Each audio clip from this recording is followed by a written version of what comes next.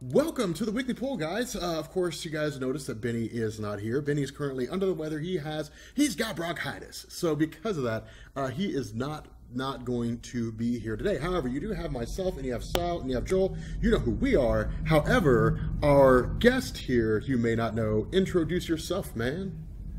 I'm Owen from the channel Owen Likes Comics, and thanks for having me on, guys. This is going to be a lot of fun. We've got some really cool topics to talk about, and it'll probably be a good laugh, as always. Yeah, no question, man. Well said. Yeah, definitely. All right, I mean, give him a run, like a quick little rundown. Like, what do you do on your channel? What's the whole basis behind it? We do. It's kind of been changing things up a little bit lately. We kind of do bi-weekly, like case study analysis videos about comic books and pop culture. So we did one a few weeks ago about the possibility of X-Men rebooting the Dark Phoenix saga and the kind of history about that story. And then we do videos kind of like the behind the scenes of comics, and we also do like discussion-based videos talking about movies and comics and TV shows and all that good stuff. It's a good time, I've been told. Nice. Awesome, I was man. just looking at your channel right now before we got on there. You very good thumbnail design. I'm trying to up my own thumbnail game just recently. I'm like, those are good. I have a strange relationship with thumbnails. I must have gone back through like 100+ videos and redone all of them at least 3 times. Oh, dude, thumbnails is how you get them to watch. Like, it's a 50-50 Exactly. split, man. Half thumbnail, half title. That's how you get people to watch. A good title and a good thumbnail. Put the clickbait title in the thumbnail, and then you get double the views. So, hashtag YouTube tips and tricks. Like, Yeah, don't say you never learned anything watching the weekly poll, everyone. But anyway, okay. So Joel is our topic man. What are our topics for today, Joel? Well, Rob, thank you so much for asking. The first big piece of news here is something I'm sure we've all been chomping at the bit to talk about, and that is this week. In fact, it was just yesterday, I think it was, they dropped the new Thor Ragnarok trailer, and how sick was that? God, it looks good. He's sicker than Benny. Yeah. He's pretty sick right now. Well, it won Sal over, so that means it's got to be good. So. Oh, yeah, man. Let me tell you something. It was a fantastic trailer, and proof positive that Sony cut that Spider-Man Homecoming trailer, because that thing, it just takes like 2 great things and gives you exactly what you want, but doesn't tell you the whole plot. Like, I could probably, because we've seen enough movies over a lifetime, could piece together what the plot's probably going to be about, but I didn't see a full 2-minute long movie. You know, It's not spoon feeding you the entire movie like. No, it's not like, certain so other trailers Iron Man did. is going to have a fight with Spider-Man. He's going to take his suit away, and he's going to have to fight the Vulture with no suit. What's he going to do then? Well, let's show you. Like, no. How about we just show you things you want to see? They do a thing that I got to tell you is so brilliant with it. If you haven't watched the trailer, watch it. But, like, there's a moment where Thor encounters a fellow Avenger, and I'm spoiling it. Like no one has seen the You're trailer. spoiling the trailer, man. Yeah. But his reaction to seeing him is our reaction to seeing him. Like, you know, you expected him to do something just to people to fight him without thinking, but like, no, like, yeah, and I'm like right there with him. No, the second that like both Thor and I said yes at the same time, I was like, okay, this trailer has caught me. I am their midnight showing. No question. Oh yeah. You gotta love that the Thor in this trailer, and I'm going to assume the Thor in this new movie, has become the Thor from those comedy shorts now, where he's just living with a roommate and everything. He's now become that guy. You could tell Hemsworth is having more fun doing that Thor than like Avengers Age of Ultron Thor, and he's just like doing this. Yeah. Well, it kind of has like the way he looks has like a Thor the Unworthy vibe to it, right? Yeah. Like it definitely looks that way. One of the coolest things that I saw, and I freaked as soon as the trailer dropped. I watched the trailer and hit live on my phone and just jumped on YouTube, and I was fanboying out so bad. But like the hammer breaks, right? Like the hammer gets broken by Hela. My thought is, well, maybe we'll get to see Yarnbjorn. And some people didn't know what that was, and I was like, imagine Thor running around with this giant badass battle axe. Like, imagine that. Like, it would look amazing. Do you mean Jabberjorn? Jabberjorn. I've wrongly called it forever and ever and refused to stop now. Jabberjorn. No, dude, it looks amazing. Wasn't there like some sort of like Infinity War concept art with Thor holding like more of like an axe-based weaponry? Oh, I forgot about that. That's right. I totally forgot about that. We are probably leading down the unworthy Thor route, which is going to be so cool. Crazy to think he might not get the hammer back at the end of this one. Am I right? I think he's. Yeah, I think he's going to have to stick with something else. I mean, it does take away like a potential problem because like right now, okay, let's say for example he has the hammer of Thor. Like right now the hammer has been like nigh unstoppable, right? Like Thor throws it at a person and that person is now no longer living. So because of that, it's like, what do you do? The only issue I have with that is if he doesn't have his hammer, I think it takes away from like the gravity of Thanos with the Infinity Stones. Because I mean he'll be doing all kinds of crazy stuff, but like he just literally just takes Thor's hammer away from him, you know, and then just like smashes it on the ground or something like that, or just like crushes it in his hand. Like that would be it almost be as impactful, which I'm hoping it happens. It almost be as impactful as when he like backhands Captain America's shield and it shatters. Like that's what I'm hoping. That's going to be the big thing. Is like because. In order to demonstrate how powerful Thanos is, it's a no-brainer to say have Thanos just grab Mjolnir and shatter it, and that's how you know that shit's about to go down. But I think you can get the same effect, especially since they drew a lot of attention towards Cap's shield in Civil War, for them to go like Thanos breaks the shield, and that's when you know like not only like is shit going down, but you're also like kind of sad. You know, Mjolnir gets broken, you're like, that sucks, they're screwed. When Cap's shield breaks, you're kind of like, oh, like a part of America died. You killed patriotism, you bastard. Yeah. It's like they made a big deal in Civil War when Black Panther scratches the shield. Imagine how people are going to react when it gets shattered into pieces. Right? Yeah, I mean that's one thing I've been telling people that intermittently, like in different periscopes and stuff like that. They're like, "Do you think Infinity War is going to be good?" I was like, "Let me tell you something, man. If Infinity War is anything like Infinity Gauntlet, people like the average moviegoer has no clue what's about to happen in that movie. like shit's gonna pop off, man. It's gonna get absolutely nuts." Can I also say too, yet another wonderful instance of Marvel picking the perfect classic rock song to underscore their movie and their trailer. Freaking Zeppelin, man! They got Zeppelin for this. Yeah, that's brilliant. Which, by the way, I think the use of Grandmaster in place of like the Red King is absolutely genius. It's such a great way because now they don't have to go through like plot points. Now they don't have to like tell the story of how the Red King came to power. It's like, well, he's a Grandmaster. He's an Elder of the Universe, and his whole shindig is he likes to play games. So it's like they're taking a combination of things. Like you have Planet Hulk, you have Thor Ragnarok, you have like Contest of Champions, if you guys remember that. Like you've got all that stuff from way back in the day, all that kind of being blended into one movie. I would dare say I think this is going to be one of the most fun movies that we've seen so far. I think it's going to be less serious, less like dark and drabby. I think it's going to be more fun than anything else, which is awesome. More cosmic. That's another thing. The other ones were sword and sorcery. This is very much planting its foot in the cosmic side of things, so much to the point, if a Guardian or two were to walk by in this, I could see that. Well, it wouldn't feel out of place. Yeah. That's something that I love about it as well, is that somebody complained about it. I saw actually a number of complaints where they're like, looks too much like Guardians of the Galaxy. It takes place in space in Marvel. It damn well better look like Guardians of the Galaxy. Like, that's like saying that Empire looked too much like Jedi. Like, yeah, they're all in the same damn universe, you jackass. Like, what are you talking about? Like, yeah, it's colorful and silly, and yeah, the effects I don't think are done yet. I think that couldn't be more apparent than in the scene where we see Loki and Grandmaster on the same couch. And you're like, a couple of those costumes are a little Kirby rough. I see where you're going with that, but you might want to like, I don't know, put a bevel on them or something. But but I am excited. They're not afraid or ashamed of the aesthetic that they've kind of pioneered with Guardians, and I'm loving it. Like I'm down. I love the Guardians of the Galaxyification of Marvel, and I kind of want more of that. Like I want Doctor Strange to feel like that. I want more. Yeah. You know?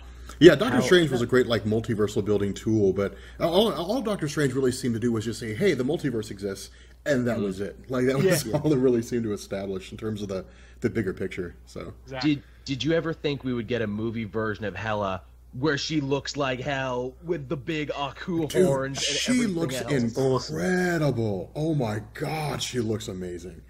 Like she looks a little like a combination of Hela and Enchantress. Yeah, she does kind of. We haven't really seen Enchantress yet either, which would be interesting if like Enchantress became Hela. Like that'd be interesting. But... Interesting and good point. Because that silhouette moment where you see that helmet, I'm like, yes. Yeah. Then she's walking around with green hair, and I'm like, what? It's funny we saw Lorelei in Agents of S.H.I.E.L.D. before we saw the Enchantress. How weird is that? Very weird. I mean, I can see Enchantress, like, if they ended up going in the direction of, they're like, hey, you know, let's have, like, Jane Foster just pick up the hammer and start running around with it. Like, I could see them doing Enchantress, because it could be like her own villain, which would be pretty cool. The other half of this, and something that I've been thinking about for the longest time, was, like, Mistress Death. And my thought was, okay, Thanos' like main squeeze, like the one chick he's always trying to get with is like Mistress Death, and she keeps friend zoning him all the time. And so I was like, all right, are we going to see Mistress Death in Infinity War? Well, then they announced Hela was going to be in Thor 3, and my initial thought was, okay, Hela is an aspect of Mistress Death, like maybe Hela will be the one that ends up taking up the role of Mistress Death in Infinity War. I don't think that's going to happen. I think they're going to, either she's going to be defeated or she's going to be confined to her own realm or whatever it is, but I think we're actually going to see Mistress Death, and I think the reason why Hela's in there is to get us geared up and prepped so that it's easier to digest, like a physical representation of death within the realm of the movies. So I think it'd be a smart move. Yeah, so. that makes sense. Go ahead. No, I was just gonna say, I don't know if I agree with that. I want to see Death. I want Mistress Death. I want like a beautiful woman in a purple cloak, and then when she like looks at you, she's a freaking skeleton, and it's just pants-crappingly terrifying. Oh, and then she's also a jackass about it. Like, I want that character. But I feel like with Hela's sudden romantic entanglement with Thanos in the Unworthy Thor title, I think that Marvel's trying to get you comfortable with the idea of seeing Thanos and Hela together. I didn't even think about that. That does make sense. As much as I'd love to see Death in Infinity War, it does feel like it's probably more likely that it'll either be Thanos is obsessed with the notion of death as like more of like a nihilist aspect, or it'll be Hela as like a substitute. But more than that, just the fact that we could see Mistress Death but not see her ever with Deadpool kind of makes me a little bit sad. Because that's... Yeah, that would be the sad thing is like, I mean, I'd love to see that. I'd love to see a post-credits scene in like Deadpool where he's, if Marvel had Deadpool, there'd be a great post-credits scene where like he's on a date and like Thanos busts in and he's like, "What are you doing with my woman?" And it's like, "Hey man, like she's my woman now." Like that's. I'd love Thanos to see comes home from a busy day of being a mad titan. "Hello, honey, I'm home." Hangs up his gauntlet on the thing. What? He sees some like katanas or like hanging where his coat should be. What's this? Writes itself. Here's another thing before we move on. I wanted to pitch you guys because I wanted to hear what you had to say about this. In the original Norse mythology and very early on in Marvel continuity, Hela was the daughter of Loki. Obviously, it's a Loki that doesn't exist anymore because it was the Loki that the Avengers fought originally. Do you think they're going to play with that in this movie, or do you think they're just going to ignore that? Oh, you think they are? I think they are. I think they're going to do it. I think they're going to do it to develop Loki because so far he's the only development he's had is like, I'm the brother of Thor and like I just make life hell on people. Like that's it. Like that's the only thing they've really established with him. He's cool and I love him. But I think if they were going to establish him a little bit more, they would say somewhere along the line there was just some woman that he slept with or something like that, and Hela was the result. So. A giantess, in fact. I would love Loki to be like a shitty absentee father, to be like, oh, is this because I missed your softball game or something? Ooh. Yeah, I mean, there's a lot to do with Loki, because, okay, I've actually mentioned this a couple times to a few people, and they always forget, and it's like, Loki is impersonating Odin and running Asgard right now. And as we see from the trailer, Asgard is raised, so Loki's a lousy Odin. So the dude doesn't have a lot to do post Asgard's raising. So it'd be great to see, and they love Tom Hiddleston's such a great actor. He's so versatile and fun and great to watch. You want to see him be an absentee father because he's going to do something juicy and great with it. Well, okay, but see, you assume that Asgard is just being raised to the ground because he's a terrible Odin. But remember, like, he was the one that enlisted, like, Surtur and the Giants and, like, invaded Asgard and took it over during Ragnarok. So I wouldn't be surprised if that were the case. If, all this is just kind of like a ruse where it looks like Loki's fighting on behalf of Hela or whatever it is, but like actually she takes the place of Surtur and like he leads her and an army of giants, so on and so forth, and they invade Asgard and they do it while Thor is off in this gladiatorial thing fighting against Hulk. Like I could see that being the case. But now, can I ask you, gentlemen? Oh, God. No, go on. I was just gonna say, I was moving on, so finish. So please. It's okay. It's okay. Yeah. We're so polite here. Yeah, I know. But what I was going to ask was, what's the timeline of this movie, and do you think this is going to run concurrently with the Civil War timeline? I think it has to make sense. Yeah. Because I think this is literally going to be like Annihilation with Civil War, where it's like, so Civil War happened, and like General Ross's line, like, do you know where Banner or Thor are? And it's like, right now, while you're saying that, Ross, they are having this amazing adventure in Thor Ragnarok. Like, I think it has to be at that time. Yeah, that would make sense. It'd be too weird for it not to. Like, their continuity's too tight-knit for it not to. So. It would be cool for Heimdall to have a thing to be like, hey, Thor, do you see what your buddies are doing down on Earth, only for them to get attacked at that moment, and he never gets to figure it out. Well, there's I have no question that there's going to be a scene that's going to be a little, like, a more of a funny version of that awesome moment that Straczynski had with Iron Man and Thor, where Thor lands, and he's like, you got to register, and he's like, I'm registered for no one, bitch. Boosh. Dude, I love that. I'm expecting there to be a scene where he's like, hey, everybody, I'm back! I survived the raising of Asgard, I survived, like, Ragnarok itself, the end of everything. Banner and I had some fun, we had some laughs, let's do this. Where's Steve? And Iron Man's like, oh, we're not friends right now because there's a legislation that says that we can't be friends right now. Thor's like, oh, does everyone need a bitch slap right now? Because I'll be happy to oblige. Oh, yeah. Like, Mr. Mox.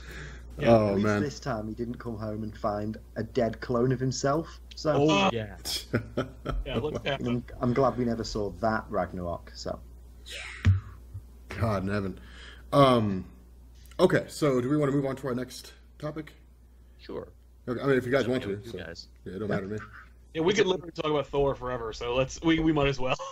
Yeah, there's a lot of good Thor topics to cover, but you know what? I guess from Thor we can move on over to X-Men. I think we've all talked about this in our own way, either be it on social media. Sal, I know you made a nice video over on Comic Pop about it, but yeah, so X-Men Gold, #1, art controversy. The artist, what was his name again? Sayaf.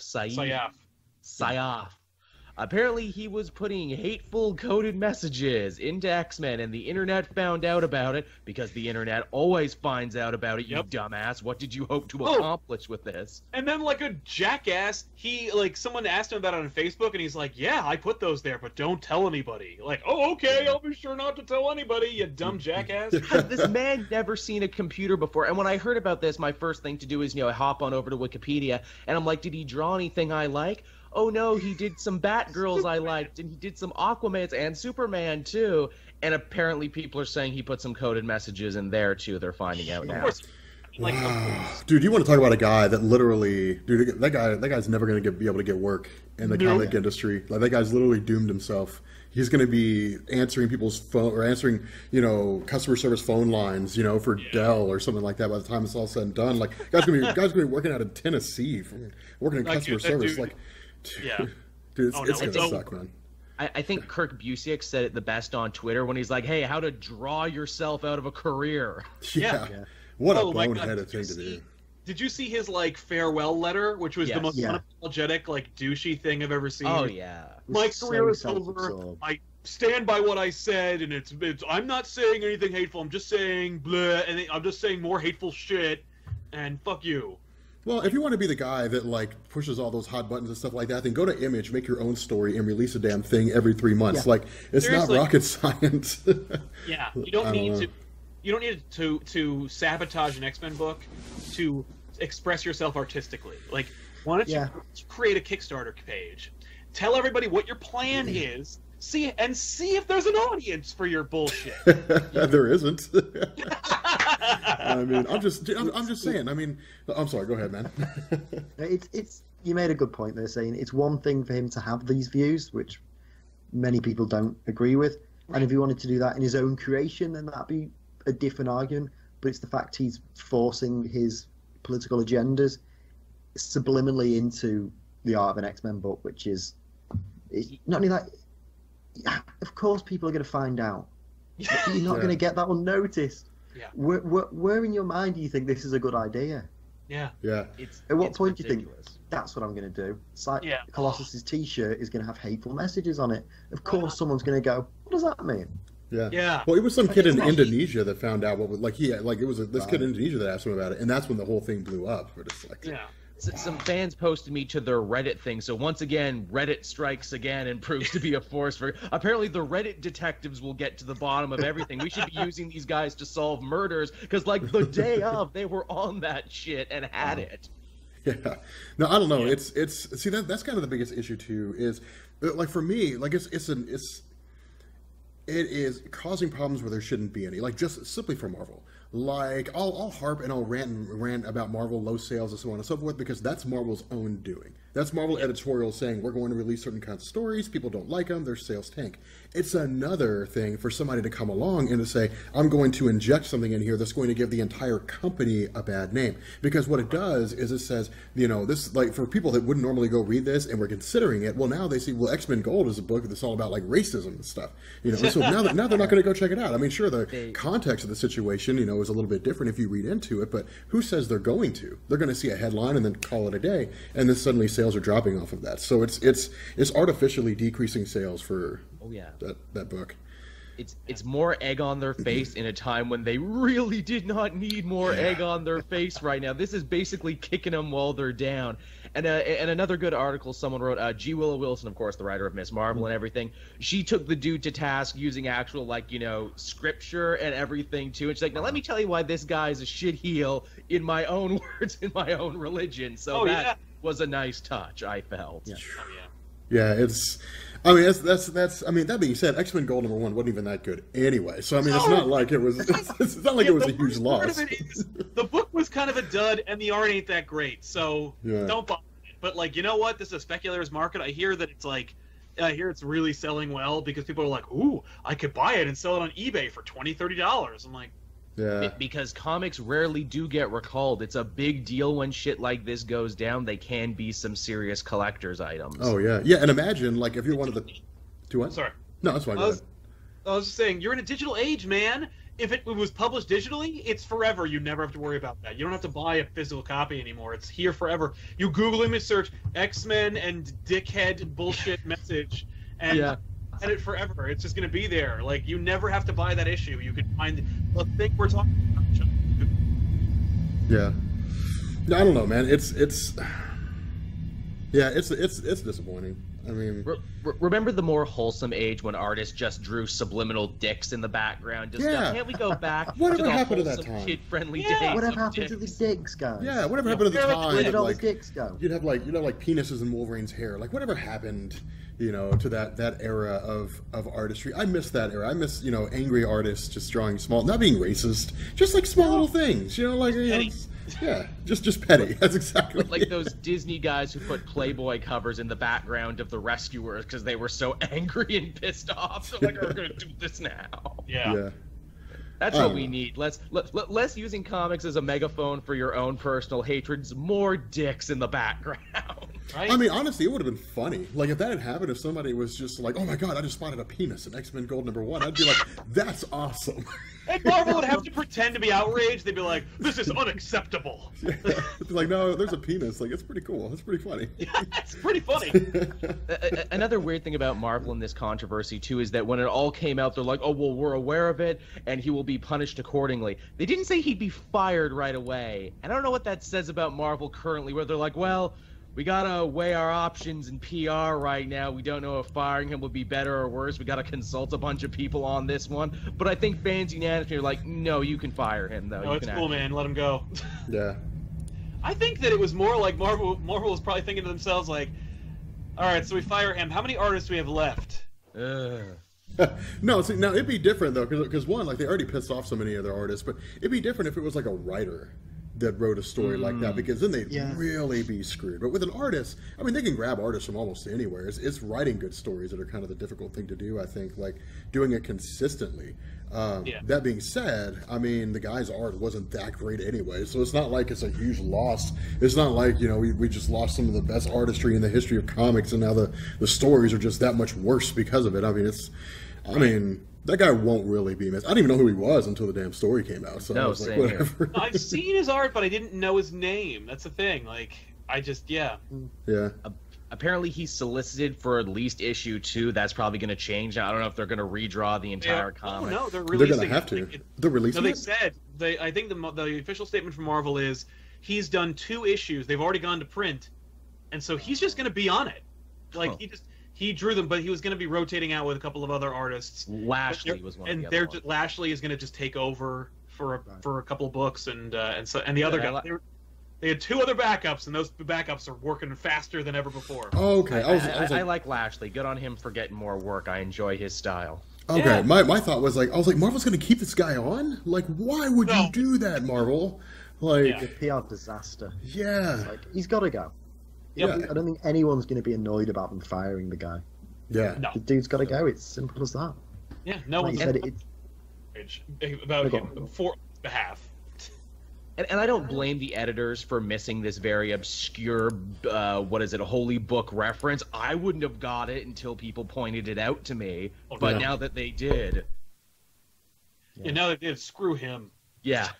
Good on the fans for being extra vigilant on this one. It's funny coming on the heels of Marvel being like, I know our diversity books don't sell, blah, blah. Well, guess what? Your diverse fan base just saved your ass on this one, guys. Yeah, pretty much. God, Marvel, what the hell, man? Damn it, Marvel! Damn it, Marvel! Why aren't your editors well versed in every form of religion on the planet? What in the hell? Like obscure things happening in Indonesia right now. Yeah, it's wild. Okay, so what is our next topic, Joel? Well, I thought it was a nice little palate cleanser from that very heavy topic. We talk about something kind of fun and fun here. Hellboy is getting his very own whiskey in small batches. It's going to be called Hellwater, and it's coming out very soon. Sweet. That's awesome, man. It's a cinnamon whiskey, though. I know some people have problems with cinnamon whiskey. How do you feel, Owen, about cinnamon whiskey?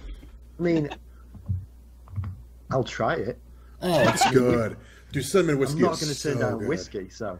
Dude, cinnamon whiskey, dude, it's the smoothest thing that you're ever going to have. And I live in Kentucky, so we've got Woodford Reserve, bourbon, we've got Buffalo Trace, like we've got all different kinds of that stuff. But like cinnamon whiskey is good, dude. It's like Fireball. Yeah, like it's really, really smooth. And that cinnamon kick really gives it all kinds of flavor. Yeah, it's pretty solid.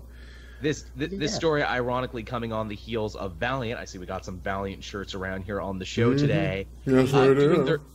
Doing their own beer. Should I run and get my Faith shirt? They're doing like their own beer, like Exo Manowar and a couple other characters are getting their own beer. I thought it would be fun to ask the chat and ask you guys here, what hero, if you could pick one, would get their own brand of booze, and what would it be? I think Martian Manhunter should have his own absinthe because he's green.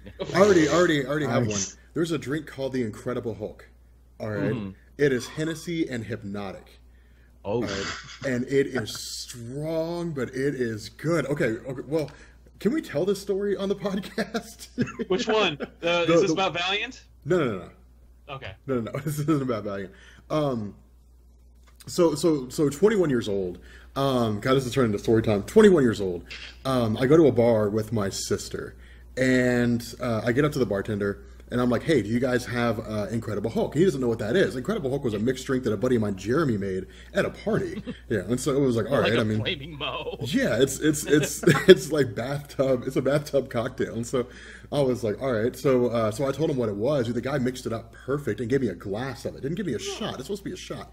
Gave me a glass of it. So I told my sister, I was like, all right, look, this stuff is pretty strong as a shot. In a glass, it's going to be that much stronger. Make sure you pace yourself. She had 3.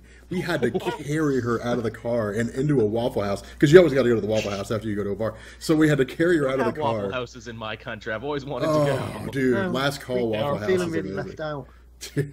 You and me both, man. We're not missing anything. Waffle Houses are not great. No, they're not. They're amazing at 2:33 in the morning. Like they're solid. But that was my experience. But it is, if you mix it right, because Hypnotic is like a really light blue kind of drink, and of course Hennessy being brown. If you mix it right, it gives you like this really kind of like vibrant lime green color, and it looks incredible. It looks really, really good. I was thinking too of another drink, a Black Canary, where it's like, a White Russian, only you use chocolate milk instead of regular milk. Dude, I would take that, man. I would take that. I would like to try the small folk beer that Wolverine fostered from Astonishing Spider-Man and Wolverine. Yes. That's right. It's a beer that's older than civilization itself. I'll try that. I don't even drink it. I try it. They've been brewing it for 1 million years. Yeah, exactly. So there you go, everyone. Yeah. I'm trying to think of ones now. I'm definitely not googling superhero themed beers. Oh, dude, you know what? Dude, we need to do that, guys. Yeah. Like the Weekly Pool needs to go on a road trip across the country and just try superhero themed alcohol. That would be amazing, dude. I would do that. That'd be so fun. Yeah. The Wonder Woman. Said Weekly Pool needs a beer. I was like, yeah. No. Dude, get like the Wonder Woman, man. It's like the Wonder Woman would be like a martini of some kind or something like that. Yeah, there'd be a whole thing of girly drinks. Think about like a Harley Quinn. You could have like that cotton candy flavored Faygo with like crushed up candy around the rim. Yeah. Do a national bar crawl. That's what we're gonna do. We're gonna do a bar crawl starting in Jersey and working all the way to LA.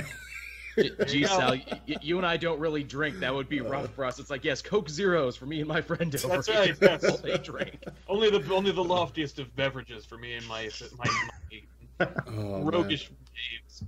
We'd be the like designated drivers dragging Benny and Rob's drunk asses out of the bar. Come on. Oh, it would be bad. It would be really bad. Go to Waffle House. Yeah, and then we can go to the Waffle House. Yeah. I just order a pint of Iron Fist, which you're not sure how you feel about it when you're drinking it, but afterwards has a really horrible aftertaste, and you don't want another one. That's a very apt description, Owen. That's exactly the it. right one for this show. The specialty Iron Fist drink is called the Seven Heavenly Cities, and it's just like it's a flight of Iron Fist stuff.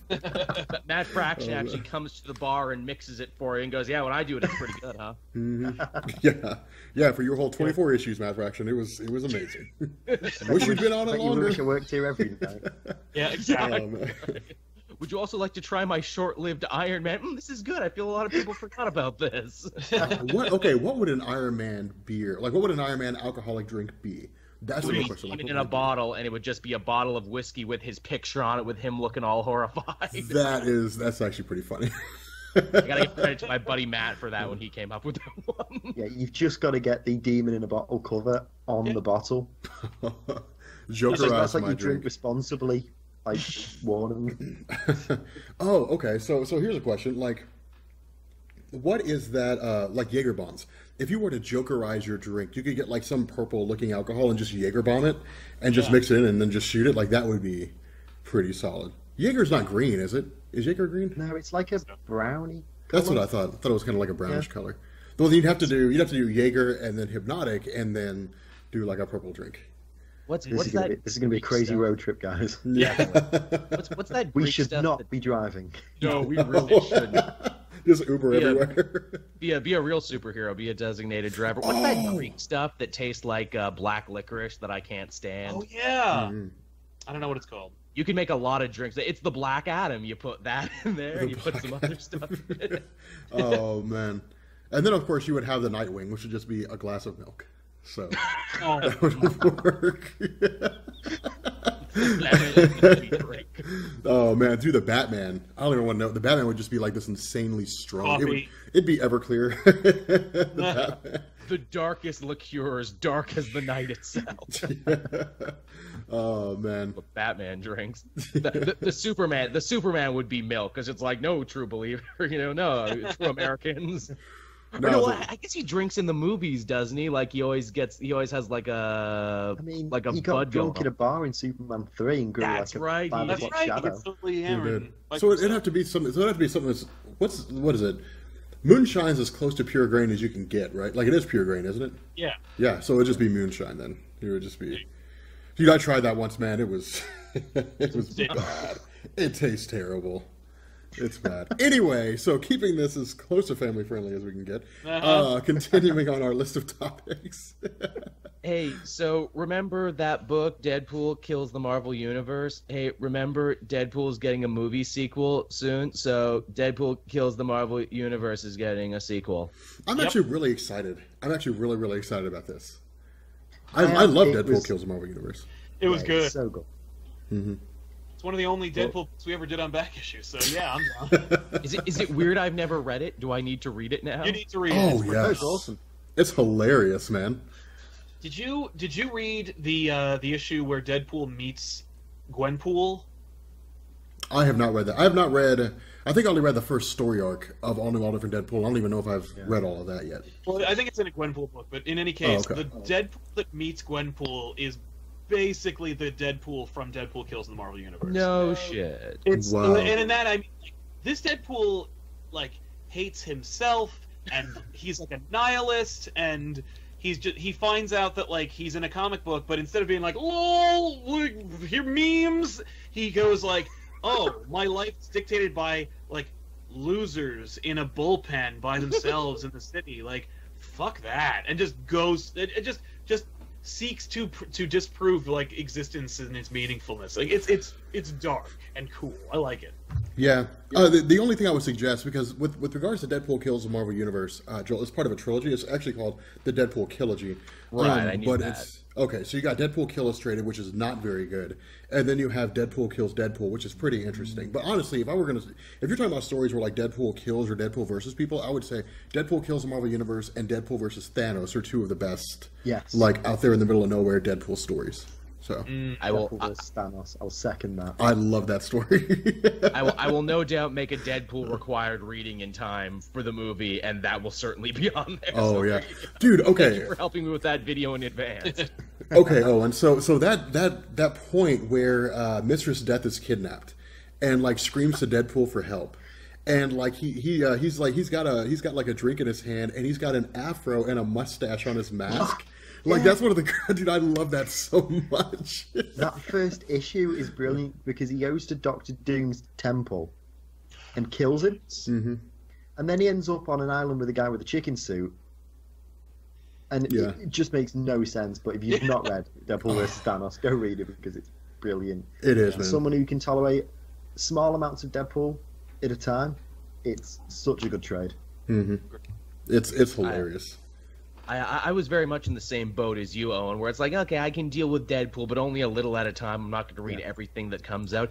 It was really Duggan recently with this new run that turned me around. Like, I never thought I would read a weekly Deadpool series until this one, and he's been doing great work with him across the board because he's also writing Uncanny Avengers, so, like, the last couple arcs of Uncanny have been slightly Deadpool-focused. But he actually manages to hammer a character out of him, and it's funny because the way he writes Rogue hates him at the beginning of the book, but Rogue starts to warm up to him in much the same way I started to warm up to the character by the end. Where it's like, you know what, Wade, you're kind of a sad clown, but that's all right. The interaction between Rogue and Deadpool in the last Uncanny Avengers was something that I never thought I wanted to see until I saw it. Yeah, I was like, oh, I kind of dig that. All right. Yeah. And then they remind you about Wonder Man. I'm like, oh yeah, shit, Wonder Man's been trapped in your head since, like, when Bender was writing. Oh yeah. Man, you poor son of a bitch. Oh yeah. Oh dude. Okay. So to sidetrack for a second, because I want to talk about this for a second. How many of you guys have read Kang War all the way through? Yeah. Oh, the Time War thing in Avengers. Yeah, I finished that. Dude. Okay. With that, like, I don't know what the hell Mark Waid's doing, man. Like, he made it so complicated. Yep, he made it so hard. And like, I made a video on it, and I was like, okay, look, guys. Here's how time travel works, how it normally works in movies, and then here's how Marvel does it. And so it's like it's Mark Waid, man. He's not a bad writer, but this could have been done so in a far less confusing way. He's had a weird Kang hair up his ass since All New, All Different Marvel. And I'm like, good, you're done. Well, you're it's been finished. longer than that, man. If you ever read, like, from 10 or 15 years ago, Captain America: Man at a Time, there's only one supervillain in it, and guess who it is? Oh, Yeah. Freaking Kang! Yeah. And it's by Mark Waid. I'm like, what is with you and Kang, man? I will know. make Kang happen come hell or high water. You can't have a time-traveling supervillain, like, he would just do what he did in Kang War. Like, Well, the only way I could make sense of it is if it was like, it's like every, God, man, even now I don't Jesus, Mark Waid, man, like. Yeah. I put my It's review weird. up last night, and I say to it's kind of hard to get invested in the fate of characters in a time travel story like this, because I know they're just going to get erased and come back, and in the end, everything will be set back and nothing matters. And indeed, in the end, nothing really matters. Well, they're all taken prisoner, and that's the problem. Is it's almost like he was trying to do like a Spider-Verse with Kang the Conqueror in the story, where it's like, here's all the versions of me from different points in time, and we all have different personalities. It's like, but I mean, unless you have multiple personality disorder, like like they should all be you. So like you should all think the same way and do the same thing and that kind of stuff. And it's like, well, maybe it's kind of this feel that it's all like different universe possibilities and so on and so forth. And it's just it seems to be everywhere and nowhere at the same time. And so it was like, try as I might, I tried to make it as much sense as I could, but in the end, like they're all just kind of tossed into like this little jar prison thing, and then now it's like, well, Kang the Conqueror's future will be determined. It's like, why did they just like kill him? And I mean, it's even sillier than Rob is making it. Hank Pym, who is in this story, because new Avengers recruit the old Avengers, finds a Deus Ex Machina ball that can steal a person's future. And it's like, oh, I'll just put Kang in this. Okay, problem solved. Take him out, everybody. So now the only Kang that exists is the one that's born in like the 25th century or 28th century or something like that. I don't remember what it is. I think I'm confusing him with Eobard. Anyway, he's whichever one is just born. It's like, well, now his future is left uncertain because it's weird because Vision's like, I have a genius idea. In order to keep Kane from like attacking us and becoming a bad guy, I'm gonna like move him away. For like I'm gonna kidnap him. Well, then because he kidnapped him, it set all these events in motion. So now he's like, okay, I don't remember who it was that he tasked. I want to say it was Wasp that he tasked it with, but he was like, you have to go put Kang back. And so it's like the baby back. This is the time baby thing that Tiff endlessly makes fun of me for on the poll, me trying to explain the time baby. I'm like, no, it's a good idea for a story. It's like if you could go back in time and like mentor Hitler to like not become Hitler, would you do it? But it's like Nazi time baby Hitler. It's weird. It's out there. Anyway, I just kind of had to clear my head of that because, God, that story's confusing as hell. Mark Waid, what are you doing, man? Like, I'm glad it's done. Now do other non-Kang related things, please. He's gonna do more Kang. It's gonna be Kang from a different universe now. Yeah. Well, apparently the next one is Infamous Iron Man. We're gonna actually see Infamous Iron Man maybe join up with this event. Oh, that's right. I'm jumping on with that. Oh, dude, I loved Infamous Iron Man. Oh so my God, good. it's good. Although maybe this will frighten you because one of the little continuity little connectors Wade does in this, it says, hey, remember like way back in Fantastic Four when they implied that Richards or Doom may actually be long removed descendants of Kang? I remember them saying that Doom was a descendant, or that Kang was a descendant of Doom, like way back in like '84. But Doom is one of the personalities that shows up alongside Crimson Centurion and cool. I like that. Yay! Yeah. It was the one genuinely cool moment because it's funny. Even the Avengers are confused. They're like, "Why is Doctor Doom here?" And no one answers the question. Yeah, that's weird. Anyway, so back onto our topics. We're kind of getting out in the left field. That's fine. We only really have one more topic left, so please, by all means, let us rant and rave and sidebar. If I can just interject a second, and this is not on the topic list, but please, you're the guest. A few people mention it looks like, and don't take my word as gospel because this may be fake, that at an expo or event in Japan today, some form of Spider-Man Homecoming footage has been shown that seems to reveal the Daily Bugle. Nice. There's a photo here of the newspaper, and people on Twitter, which is always a reliable source for information, is saying that Gwen Stacy's been confirmed for the movie. Again, this is not any sort of confirmation, but... Well, I'll take a look here, because...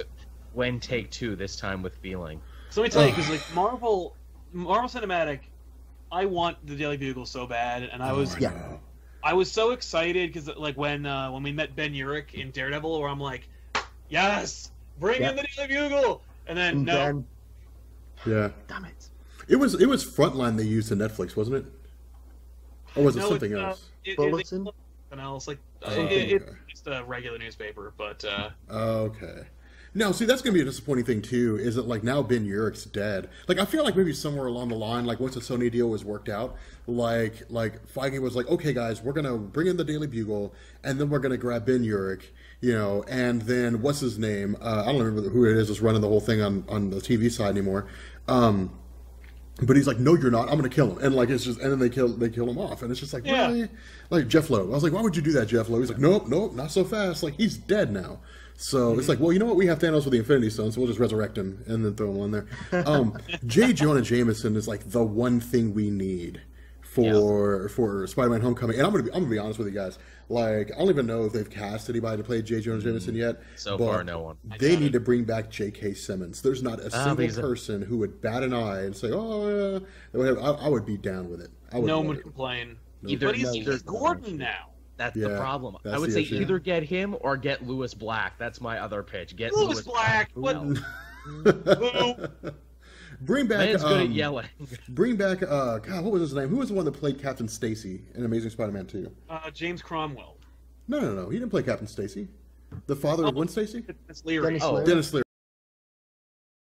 He'd be a great J. Jonah Jameson. I love him. Yeah. Like, I love him as J. Jonah Jameson. Okay, then fine. Dream casting. All right, like who would you have to play J. Jonah Jameson if it wasn't J.K. Simmons? I mean, my go-to is always what's his name, Daniel Day-Lewis. That's pretty good. That's big money. So you'd be like, Parker, I need pictures of Spider-Man. If I told you pictures of Spider-Man, you would agree. And he'd just be so intense, but it wouldn't be comical. No. Oh God, Terry Crews. He's so method, Daniel Day-Lewis. He would need to actually open a small New York-based paper for like a year to really get into character. I could see that too. I could see like Daniel Day-Lewis's own newspaper, and it's like I'm a method actor. I'm working into the character. I'm just like yelling at people on the street. My employees are quitting all the time. You know, it'd be a great J. Jonah Jameson. It would be very weird, but he'd be fun. Like, it's just a great fun actor. I'm just thinking about this off the top of my head. I don't know if he would be great, but because I don't think. No, never mind. He's in a Marvel movie. Never mind. I withdraw. Who are you talking about? Never mind. They haven't gotten Cranston for anything yet. I could see Cranston kind of slipping on into the role because he can be scary and he can yell and be authoritative. I would save Cranston to be a villain. Like, you're right. That's what I would do. I would hold him as a bad guy. I would hold him as like the Magus if they ended up doing Adam Warlock in Guardians 3. I would hold him for any number of roles to play. Hugh Laurie wouldn't be a bad J. Jonah Jameson. Hugh Laurie seems a bit too calm and doesn't seem as excitable as J. Jonah Jameson would be. See, that's the problem, man. Like, J.K. Simmons was such a good Jameson that it's like, I can't see anybody else playing it besides him. Yeah. Ooh, Black Hat from Westworld. Who was it that played Black Hat in Westworld? That was Ed Harris, wasn't it? Ed Harris. Yeah, dude. Ed Harris would be good. Choice. He'd be a great Jameson. Doesn't look his age, does he? No, he doesn't. No. Dude, I love this character. You might have to go somewhat slightly out of left field because although you do want to kind of be faithful to the source material, J.K. Simmons not only nailed the source material, but he kind of took it the extra notch. He did. So maybe going someone different, like maybe someone like a Louis C.K. who can kind of do the humour, but can also bring a bit of seriousness to him. But it would be a very different take. It'd be hard to not see Louis C.K. when you saw him. Yeah. You got to divorce the actor from the character. That's the hard part. You can throw people out like... Yeah. Simmons disappeared into the role. When you looked at him, you only saw J. Jonah Jameson. Yeah. See, that's the issue. Like, people talk about like Bryan Cranston playing a villain, and it's like no matter what villain he plays, he's going to have to be Heisenberg if he's going to be a villain, because that's all I can see him as is Heisenberg. So I want him to be Peter's chemistry teacher. Oh, that'd be fun. Would be cool. That would who then cool. becomes a supervillain. Awesome. He pulls him you're aside and he's pitching like, for the lizard, huh? He's like, I know the business, you know the chemistry. That is the And thing. he's like, hey, this weird man's trying to make me sell drugs. Peter, it's time to cook lizard formula. You know who I haven't gotten yet, who I fear they're never going to get in these Marvel movies, so they might as well just cast him? Tom Hanks. God, who would Tom Hanks play? Tom Hanks is too nice to be J. Jonah Jameson. Have you, like, I'm trying to think of him. I'm thinking about like when he played Hanratty in Catch Me If You Can, where he's not like That's one of my favorite movies. He's really funny and he's really sarcastic, and I'm just like throw that at him and have him just be like Google or YouTube the scene in Catch Me If You Can. Just write Catch Me If You Can, knock knock. Oh, when they're riding in the car and he tries to tell a joke, yeah. Like to hear me tell a joke. No, see, it's a shame they don't have the Watcher. I could see Tom Hanks as the Watcher. Well, see, if they hadn't killed off, or if they hadn't introduced Ben Urich already and then killed him off, I could see Tom Hanks playing Ben Urich, And the only issue with that is he would shine best as Ben Urich if Ben Urich was like an ongoing character in the movies. So like he was always appearing over the course of like 4 or 5 movies. Then it would really flesh his character out. But in terms of like like Road to Perdition, Tom Hanks, if it was like a one movie thing, then it wouldn't be too stellar. But okay, so here's something else that I was thinking about too. Somebody that I was thinking about casting, and I don't know what role I would put him in, but if we were talking about like 1998, like maybe 1997, 1998, Tom Sizemore, like cast him in anything. Like I could see him being a Spider-Man villain.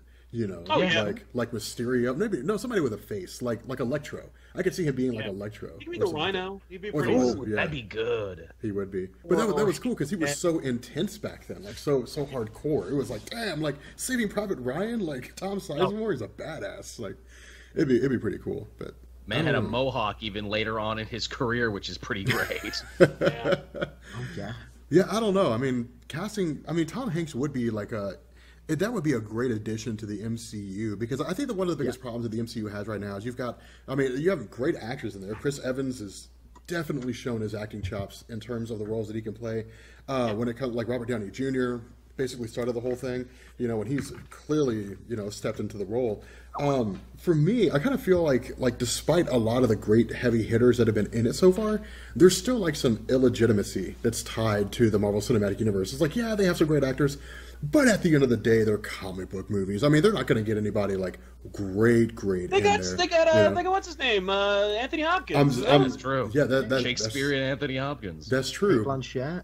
Exactly, but then you turn around. That's why I say like they're grabbing huge actors, because I mean, aside from Anthony Hopkins, aside from Cate Blanchett, name any other Academy Award-winning actors that are in that movie. Well, maybe with the exception of, do what? Does Natalie Portman have an Academy Award? I don't think so. I think she has to at this point, doesn't she? No, I'm sorry. I think she won one for Black Swan. Did she win one for that? Okay, there you go. Okay, so you've got 3 Academy Award winners in there. But she's pretty underserved in those Thor movies. Oh yeah, no, they did not hire Natalie Portman because she could act the hell out of Jane Foster. Yeah, but see, guys, I'm talking about people like those of you guys in the chat. I'm talking about actors that are going to be around for any measure of time. Like, yeah, you got Robert Redford, and he was gone like that. Like we're getting Brie Larson, but she's another example of how Marvel's reaching out to like bigger actors with bigger names. Because I think that Marvel's kind of looking and saying, okay, look, when it was 2007, 2008, and it was Iron Man 1, it was like, okay, this is a gamble. Nobody's going to know if it's going to work. When it was the Incredible Hulk, when it was Captain America, Thor, so on and so forth, people were like, okay, this is going places. We're coming up on the Infinity War. And so I think at this point, Marvel's like, look, we've proven that we're a legitimate movie publishing house. Like, I think we're worthy of Academy Award-winning material around here. And I think that they're kind of getting out to the point now where they're like, let's start grabbing some Academy Award-winning actors to beef up our already great, acting roster. So does Norton count? He was there and then he was gone. No, Edward Norton doesn't count. But I think Ed Norton is one of those reasons why they didn't want to get bigger actors, because it's like, oh shit, this guy's got a name and credentials and he demands final cut. Yeah, but that's also Edward Norton. Yeah, I mean, his reputation had to precede him. Al Pacino obviously does not demand final cut. He just wants a really cool speech. He just wants to be in it. That's it. Get Al Pacino and his J. Jonah Jameson. Do it. Oh, dude. Spider-Man! Spider-Man, let me tell you something, Spider-Man. Who are you carrying all those spider webs around for anyway, huh? That big French, you had a great ass. Dude, I mean, okay. So if you were going to cast Al Pacino in a role that's not J. Jonah Jameson in the Marvel Cinematic Universe, what role would you cast him in? Chat, this goes to you two. I want to know, who would you cast Al Pacino in if you were going to give him a role? Terax the Tamer. I'm Terax the Tamer. I would make him Mephisto. I would take Doggy Triple X's thing. I'd make him Mephisto. He'd be good. That's really good. There was talks at one point about him being in talks to play Star-Lord's father before they got Kurt Russell, which would have been cool. That would have been great. Disappointing. Yeah. Marvel technically had Bill Paxton too. He was on Agents of S.H.I.E.L.D., but they had him. Yeah, they did. Al Pacino was the Hobgoblin. He's a little old to play the role of I don't know about Hobgoblin. Hey, I'm Harry Osborn. Why don't you love me anymore, Dad? Hobgoblin isn't Harry Osborn. God damn it, Joel. I know. I'm saying in the dumb movie universe, it would be that way, where it's like we gotta be like, oh, we can't name the other characters. Yeah. Scarface kills the Marvel Universe. Yes, I've got it. Yeah. Al Pacino I would watch We it. as Miles Morales. having him play. He should have played. Well, Al Pacino is Miles Morales. Sorted. I just hear that out of left field. I was like, Al Pacino is Miles Morales. I'm like, really? It would be so weird. No one could be offended. They'd be like, all right, scent of a woman, dog day afternoon. All right. Yeah. That's why I say he's got to have that huge impassioned speech at the end, where he just like rants on, but not a snitch. He's got to just go on for a little while. I'm high school man. I'm everywhere.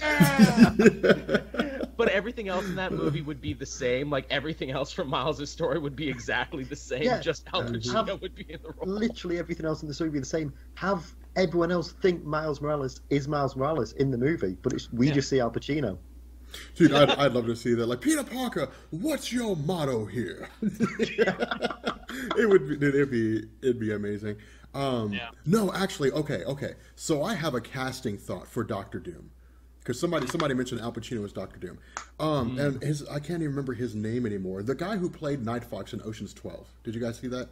Oh, yeah. And I can't remember Cassell, right? Yeah, there we go. I would cast him as Doctor Doom. He looks exactly like him, because that's what the artist was doing in Iron Man. See, that's that guy makes it look like actors. Yeah, dude, like, I would cast him.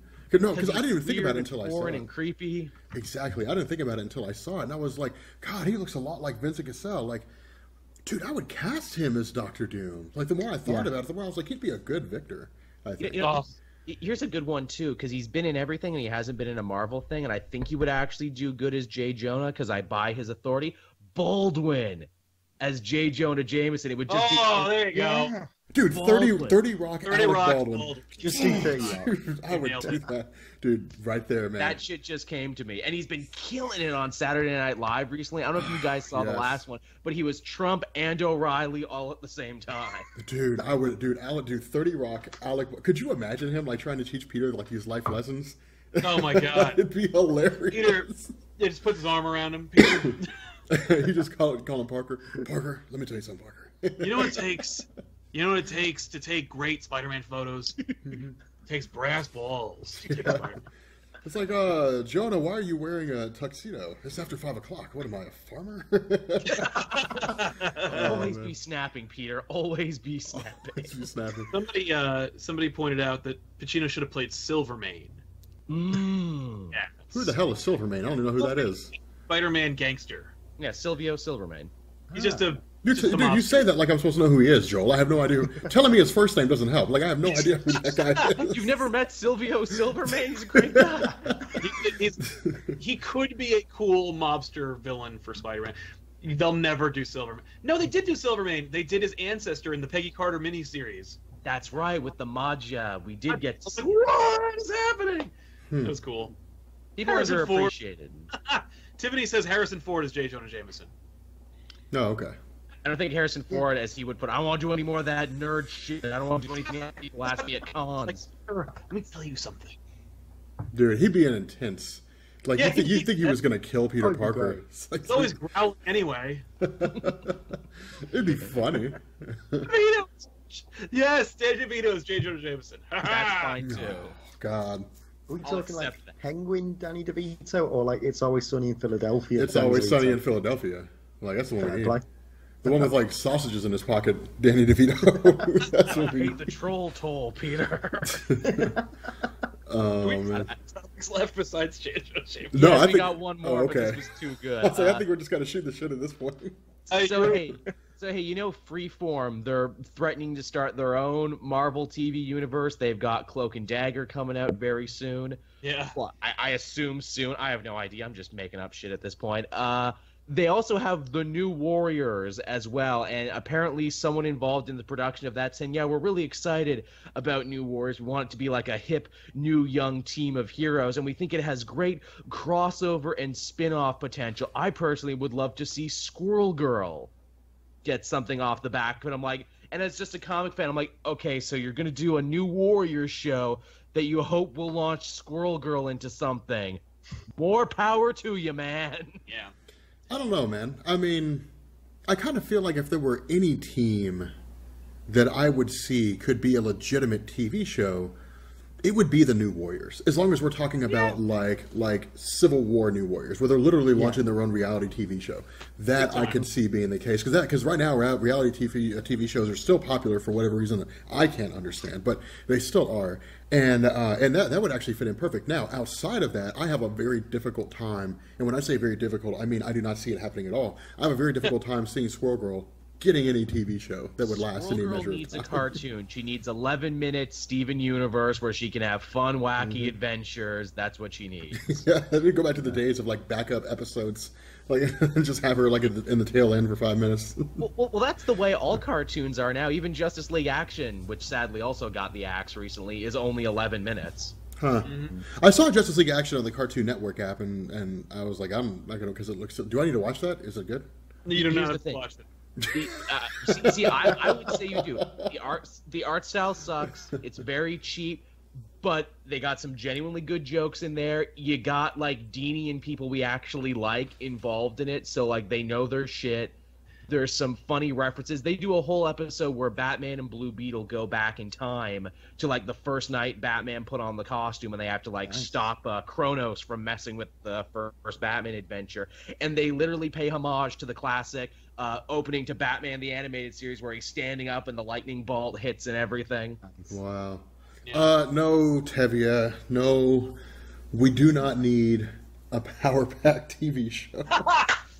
Tevia's like, we need Power Pack. No, we don't. You do. I would watch I have a little bit of a soft spot for the Power Pack, so I would watch a Power Pack show, or at least I'd watch the first few minutes. But no, we don't need a Power Pack show. Well, then you watch the first few minutes of Power Pack, and you tell me what you think. I'll just take your word for it, because I would never watch a Power Pack show. Yeah, I'll use my portal gun and go to an alternate reality where that shit exists. Yeah. Oh man, that would be weird. But yeah, no. Power Pack featuring the Punisher. God, doesn't that start in September? The actual Punisher show. They just wrapped filming, so soon, right? Sorry, guys. I'm actually glad you mentioned that. There was that big, fan poster that everyone just assumed was real, and a bunch of the sites ran with it. Yeah, they did. It looked pretty solid too. I mean, it looked pretty stellar. Yeah, I think they linked it to the guy who made it. It was like his digital, not digital. It was his DeviantArt account or something like that. Where he made it. But it was really well done. Like, I mean, I'd hire that guy to start making movie posters of Horror Marvel. Like, right? I'd be like, yeah, that's pretty solid. That's the day and age we live in. The fan fakes are getting harder to tell apart from the real ones, and then you'll get real ones that don't look as good as the fan ones. You'll be like, oh, should have hired those fan guys to make yours. Yeah, it's like they're not standing looking at something in the foreground like every other movie poster. Yeah, it's kind of annoying. I don't know, but anyway, guys, we're kind of nearing that time where we are wrapping up the episode. This is the end. Untimely end, my friends. Yay. The end. So, since Owen is our guest, we usually you're probably familiar with the podcast, so all the good stuff about what you do, and remind all the people who are here now that weren't here at the beginning of the episode, and all that kind of good stuff. Awesome. If you like hearing my voice, you can listen to big chunks of it on the internet at youtube.com/OwenLikesComics. We do videos every Friday about comic books and movies and TV shows. It's a good time, I've heard people say. I guess. Make your own mind up. Twitter.com/OwenLikesComics. And thanks for having me on the show, guys. This was a lot of fun. Yeah, dude. Yeah, man. Thanks for being on, dude. This is awesome. Apparently we missed 3 splooges. So, splooge. Who are the splooges that we missed? This is a thing he does. Yeah. Like, I'm not going to question it. We'll just yeah. So whenever somebody subs, like we always do a splooge.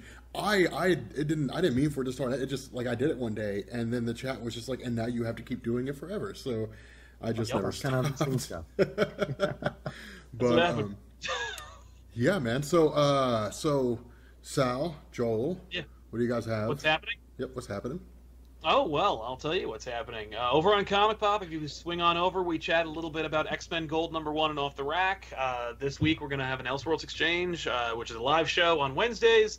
And on Wednesday night, Eastern Standard Time, over here in America, you will catch an episode of Back Issues where Tiffany gives us a rundown on Monsters Unleashed, the event that you never read that just came out.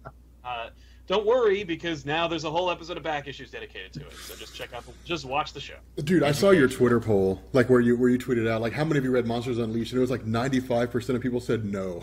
I was like, it's unbelievable how low it was. I'm like, really? I really want to see what the what Comic-Con says with the monthly sales. Like, I really want to see what those numbers are for like issues 2, 3, 4, and 5. Like, wrong event at the wrong time. Man. Yeah.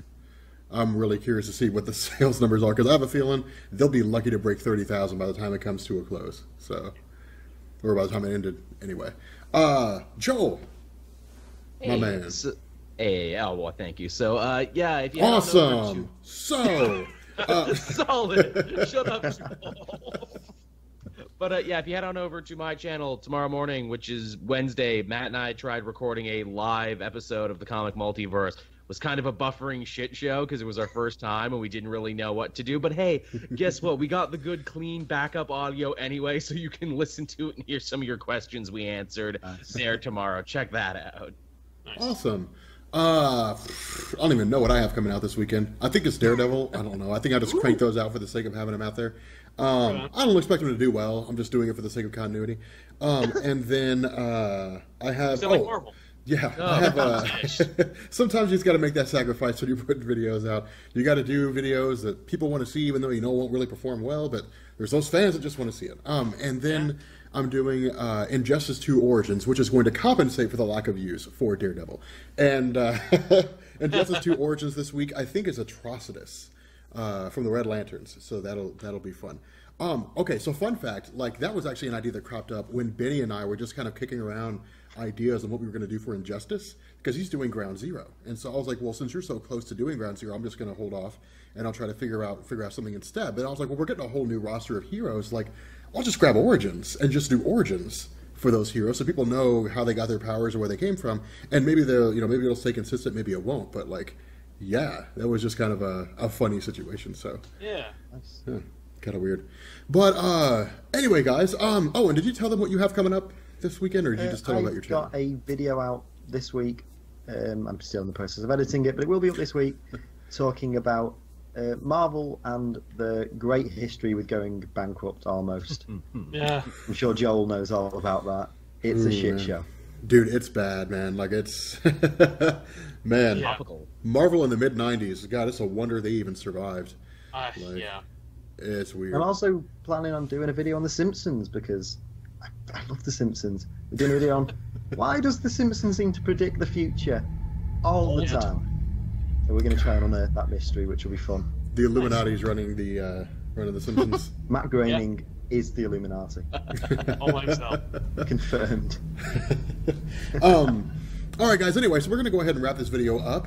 Not this video. Hell, we're going to wrap up this live stream, this episode. Yeah, I guess it was a video. We're going to wrap this episode of the Weekly Pull up. We're going to wrap up the whole series. And we are now done with the Weekly Pull podcast. Over.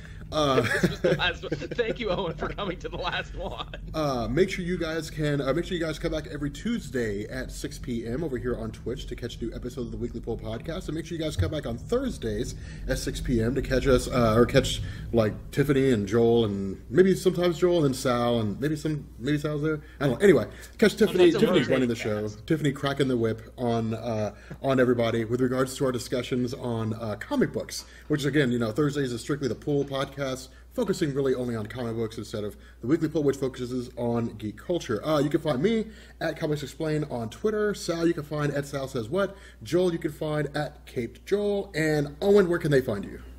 Just Owen Likes Comics. Keep it simple. Awesome. Keeping it simple, man. All right, guys, we are going to bounce off here, and we will catch you all later. Peace.